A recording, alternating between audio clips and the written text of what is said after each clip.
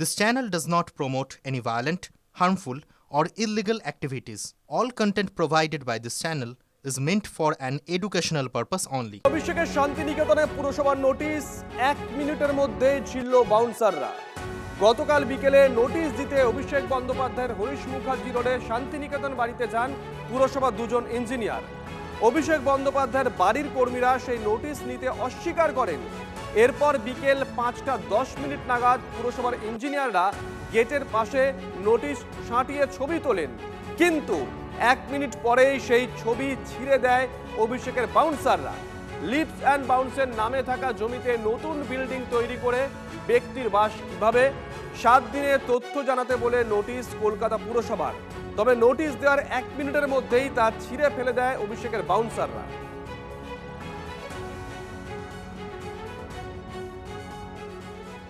Notice কেউ ছিঁড়ে ফেলতে পারে, তাই বলে কি আর নোটিশ বাতিল হবে? নোটিশ তো আর বাতিল হবে না, কিন্তু নোটিশের পরের যে প্রসিডিওর সেগুলো তো আর ছিঁড়তে পারবেন না উনি। রুল ছাড়া ওনার কাছে ছেঁড়ার মতন আর কিছুই নেই। নোটিশ ছিঁড়বে, কিন্তু নোটিশ কি বদলাতে পারবেন নাকি? নোটিশ বদলাতে গেলে অন্য ব্যবস্থা করতে হবে। হ্যাঁ, আইন আদালত হতে পারে। দেয়াল থেকে নোটিশও তো আমরা অনেক পোস্টার, আমার পোস্টারও ছিঁড়ে ফেলেছিল, তাতে কি আমার হারাতে পেরেছে? সেটা ওটা একটা পোস্টারের মতো। জবাব তো ওনাকে দিতেই হবে, আর জবাব না দিলে যা যা হওয়ার তাই হবে। যেটা পুরসভার যেটা হয় সিস্টেমে, সেটা হচ্ছে বুলডোজার। আলটিমেট বুলডোজার দাঁড়াবে বাড়ির সামনে, আইনি বাড়ি করবে, পুরসভা নোটিশ দেবে, তারপর তো আর পুরসভা সেটাকে মাফ করে দিতে পারে না। প্রথমত নোটিশ লাগানো হয়ে গেছে, ব্যাস আইনত কাজ হয়ে গেছে। নোটিশ ছিঁড়ে ফেললো কি গিলে ফেললো কি খেয়ে ফেললো তার কোনো মূল্য নেই। এখন নোটিশ মোতাবেক পুরসভা কাজ করবে। পুরসভা নোটিশ মোতাবেক কাজ করে কিনা সেটাই দেখার। বুলডোজার দিয়ে গরিব মানুষের বাড়ি ভাঙা যায়, দেখি আমরা কি করে বুলডোজার দিয়ে অভিষেকের ওই সমস্ত বেআইনি বাড়ি ভাঙি, এটাও দেখবার। এদিকে ভোটের আগে ডেকে ডেকে চ্যালেঞ্জ দিয়েছেন প্রতিপক্ষকে, কিন্তু ভোটের পর নিজেরাই চ্যালেঞ্জের মুখে তৃণমূল কংগ্রেস। বিরোধী দল হিসেবে প্রথম চ্যালেঞ্জে ছন্নছাড়া তৃণমূল। দলের কর্মীদের হয়ে সওয়াল তুলতে অর্ধেক বিধায়কের দেখাই পাওয়া গেল না। স্পষ্টত বলছি, তৃণমূলের আগের যা সংখ্যা ছিল তার থেকে একটা সিট হলেও বাড়বে, কমবে না। Take it on record.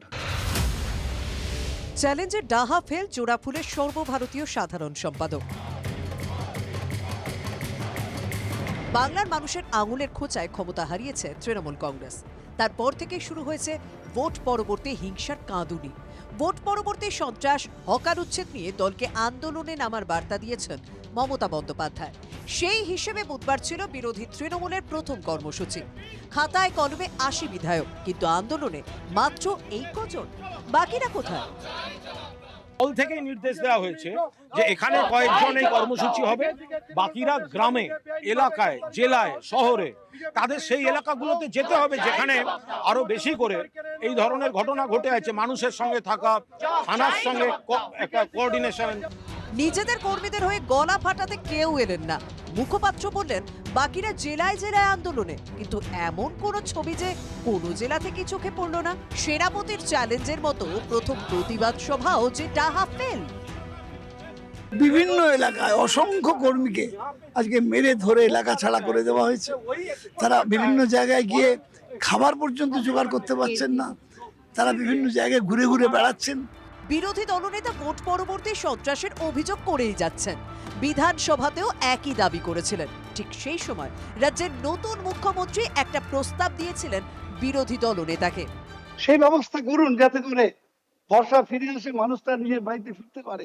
মাননীয় ডিজিপির কাছে তালিকা দেবেন, কিন্তু শর্ত একটাই, একদম পরিষ্কার শর্ত, যাদের বিরুদ্ধে 2021-এর পোস্টপোল ভায়োলেন্সের অভিযোগ নেই তাকে সসম্মানে এলাকার বিজেপির বিধায়ক এবং এসপি গিয়ে বাড়িতে ঢুকিয়ে দিয়ে আসবে।